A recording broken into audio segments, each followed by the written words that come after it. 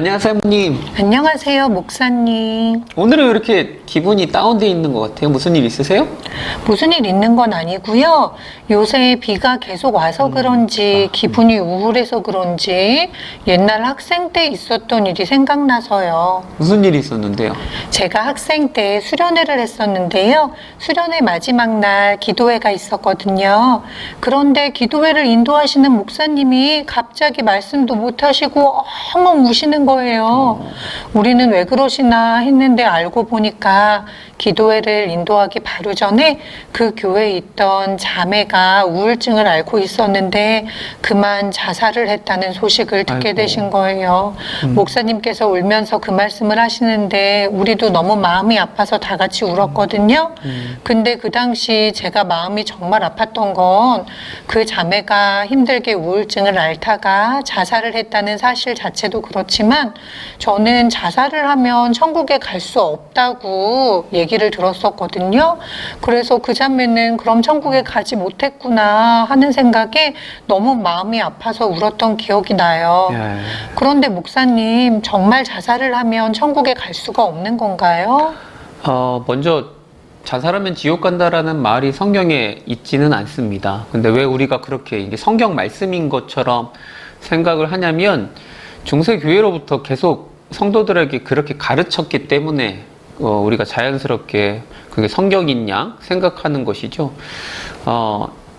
자살은 자기의 생명을 의도적으로 스스로 죽이는 살인죄인 것이죠. 네, 성경에서 하나님의 형상인 사람의 생명을 죽이는 일, 살인죄는 굉장히 심각한 범죄로 말씀을 합니다. 그러니까 당연히 살인죄도 분명히 죄인 것입니다. 그런데 자살하면 반드시 지옥에 간다. 이것은 좀 생각해 봐야 되는 것이죠. 하나님께서 절대 자살한 사람은 용서함을 못 받고 지옥에 간다. 물론 성경에 이제 성령 회방죄라고 있습니다. 뭐 그런 것들이 있지만 자살이 그 정도로 지옥 갈 정도로 반드시 지옥에 갈 그 정도 죄인지는 여러 케이스들이 있으니까 우리가 진지하게 고민은 해봐야 되겠죠. 목사님, 제가 듣기로는 다른 죄들은 죄를 짓고 나서 우리가 회개를 하면 죄사함을 받는데 자살이라는 건 사실상 살인이라는 무서운 죄인데도 그 죄를 지은 사람이 죽었기 때문에 용서함을 받을 겨를이 없다고 해서 회개할 시간이 없다고 해서 지옥에 간다고 들었거든요. 그런 생각은 성경에서 말하는 구원과는 전혀 다른 것입니다. 우리는 구원을 받을 때에 전적으로 하나님의 은혜로 구원을 받는 것입니다. 그러니까 내가 죽기 전에 나의 죄를 회개하고 회개 기도를 했는지 안 했는지 그 여부가 우리 구원을 결정짓는 것은 아닌 것이죠. 그러니까 우리 예수님이 십자가상에서 나의 모든 죄를 사하셨을 때 그 죄는 과거에 지었던 죄, 현재 짓고 있는 죄, 미래에 지을 죄까지도 다 용서하신 거예요. 그러니까 죄의 근본을, 죄의 모든 문제를 해결하신 거예요. 그러니까 내가 죄를 고백하고 회개 기도해야만 용서함을 받는 게 아닌 것입니다. 그러니까 내가 죄를 지었는데 회개하지 않고 죽으면 지옥 간다? 그럼 저희가 죄를 지었다가 지금 바깥에 나가갖고 갑자기 회개기도 하지 않았는데 갑자기 교통사고를 당해서 죽었으면 나는 어디 갑니까? 지옥 갑니까? 근데 그런 건 아닌 것이죠. 그러니까 우리는 예수님을 영접할 때에 즉시로 하나님의 자녀가 되는 것입니다. 그러니까 하나님의 사랑에서 그 어떤 것도 끊을 수 없는 것이에요.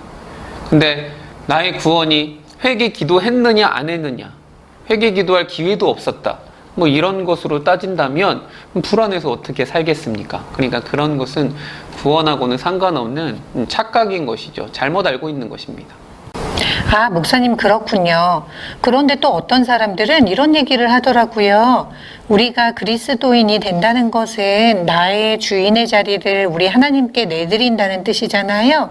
그런데 자살을 한다는 것은 하나님께서 맡기신 나의 삶을, 또 귀한 생명을 내 마음대로 결정짓는 행위이므로 하나님을 믿는 사람은 진짜 영접했다면 자살을 할 수 없다. 그러니까 자살을 한 사람은 사실은 진짜 하나님을 영접했던 게 아니다. 이렇게 얘기하기도 하더라고요. 하나님을 믿고 구원을 받아서 하나님 자녀가 됐어요. 그럼 죄를 안 짓습니까? 죄를 짓거든요. 아직도 연약하니까. 물론 우리의 삶을 하나님 앞에 맡기고 신뢰하면서 열심히 힘들어도 버티면서 살아내는 거, 그게 믿음의 삶이겠죠. 근데 그 신자의 삶 전체를 통하여서 하나님의 참된 자녀인지 아닌지를 판단해야지, 맨 마지막에 죽기 전에 했던 맨 마지막에 행위가 자살이었다고 해서 그 사람은 참된 자녀가 아니야, 절대 예수 믿는 사람이 아니야 라고 우리가 판단하고 말할 수는 없는 것입니다. 예수 믿어도 우울증 걸릴 수 있거든요. 제가 아는 목사님들만 해도 우울증으로 많이 고생하시는 분들, 상담받고 치료받는 분들이 있습니다. 사모님들은 더더욱 많고요. 우울증이 있으면 그 예수 믿으면 어떻게 기쁘고 즐겁고 구원의 감격으로 늘 살아가면 좋지만 다 그렇지 않거든요. 그래서 신자라면 우울증이 안 걸린다, 신자라면 자살하지 않는다, 아니요, 그럴 수 있습니다. 우리는 아직도 연약하기 때문에. 아무튼 우리가 자살 행위, 자살을 했느냐 안 했느냐, 이걸로만 하나님의 자녀인지 아닌지, 천국에 갔는지 지옥에 갔는지 판단할 수는 없기 때문에 우린 조심해서 말할 필요가 있는 것이죠. 그렇다면 목사님 말씀은 자살을 했다고 해서 반드시 지옥에 간다는 것은 아니지요? 그렇죠. 다시 한번 말하지만 우리의 구원은 나의 어떠한 행위에 달려있지 않고 하나님의 전적인 은혜에 달려있는 것입니다. 예수님을 진정으로 나의 구주로 영접했다면 실수로 또 믿음이 연약하여서 믿음을 놓쳐버리고 자살을 했더라도 지옥에 가지는 않습니다. 그렇다고 제가 지금 자살을 옹호하거나 자살을 부추기거나 자살해도 된다라고 말하는 것은 절대 아닙니다. 분명히 하나님 앞에 심각한 범죄인 것입니다. 우리의 삶이 너무너무 힘들더라도, 어렵더라도 끝까지 하나님을 붙들어야 되는데 그 사람의 잘못한 행위를 가지고 자살하면 지옥 간다라고 말하는 것, 이건 굉장히 조심해야 되는 것이죠. 주위에서 힘들고 어려운 지체들을 더 돌보는 일, 이런 데 관심을 더 쏟는 것이 맞다고 봅니다. 그런데 이렇게 얘기를 하다 보니까 제가 한 가지 걱정되는 것이 있는데요. 네. 우리가 삶이 힘들 때, 또는 아차 잘못된 생각을 할 때 자살을 하고 싶어지다가도 이러면 나 지옥 가는데 어떡하지? 하는 무서운 마음으로 좀 자살을 안 하게 되는 그런 경우도 있게 될 수 있잖아요. 그래서 교육적인 목적을 가지고서라도 자살을 하면 지옥에 간다라고 가르치는 것은 어떨까요? 옛날에는 분명 자살하면 지옥 간다라는 말이 교육적인 효과가 있었다고 저는 생각합니다. 지옥 갈까봐 겁나서 사실 힘든 삶 가운데도 죽지 아니하고 끝까지 주님을 붙드는 그런 효과가 있었다라고 보는 것이죠. 지금도 그런 효과가 아예 없다라고 말은 할 수 없어요. 근데 예전만큼은 아닌 것 같아요. 요즘 사람들은 아예 천국과 지옥에 대해서 별로 생각하지 않고 살아갑니다. 요즘 젊은 세대들은 이런 말을 하더라고요. 만약 천국이 그런 곳이라면 나는 차라리 지옥에 가겠다라는 말을 쿨하게 이렇게 내뱉는 그런 시대인 것이죠. 그러니까 교육적인 효과가 있을 수는 있겠으나 자살하면 지옥 간다라는 말이 우리의 구원에 대해서 오해하게 만들고 그 구원의 진리를 왜곡하여서 그렇게 가르치는 것이라면, 그러면 굳이 그 말을 해야 되나? 교육적인 차원이라고 해도 그런 피해들이 있을 때에 그 말을 하는 건 안 좋은 것 같고, 또 다른 한편으로는 자살 유가족들이 있거든요. 그 유가족들이 받은 충격과 고통, 경험해보지 않은 사람이라면 상상도 못할 수 있습니다. 평생 죄책감과 또 원망과 상실감과 다른 사람들의 시선과 부끄러움과 우울함 속에서 평생을 살아가거든요. 근데 자살하면 지옥 간다라는 말이 교회에서 하게 되면 그런 자살할 유가족들에게 정말 더 큰 상처와 아픔을 주는 것입니다. 어떤 교회는 성도 중에 자살한 사람이 있는데 장례 예배도 제대로 하지 않고 못한다고 했다는 그런 마음 아픈 이야기가 있더라고요. 교회는 그러면 안 되죠. 오히려 힘든 자들, 자살한 유가족들은 더 큰 위로가 있어야 되고 성도들의 따뜻한 돌봄과 그런 격려가 있어야 되는데, 그러니까 자살하면 지옥 간다라는 말, 저는 장점보다 큰 더 단점이 많다라고 생각합니다. 목사님 말씀을 듣고 보니 우리가 그동안 자살에 대해서 오해한 부분들도 많고 또 교육적인 목적이라고 해서 다른 사람들에게 상처를 주게 되는 말들도 했던 것 같아요. 앞으로 우리가 할 수 있는 일은 무엇일까요? 일단은 자살하면 지옥 간다라는 말을 쉽게 하면 안 되겠습니다. 자살은 개인의 선택에 의한 개인의 문제라고 보기보다 얼마 전에 뭐 이런 뉴스들도 많이 있었잖아요. 극심한 생활고에 시달려서 일가족이 그냥 다 자살하는 그런 안타까운 사건들이 많이 나왔습니다. 그러니까 자살은 그냥 개인적인 문제라기보다 이제는 사회적인 문제이고 사회적인 타살로 보는 것이 맞는 것이죠.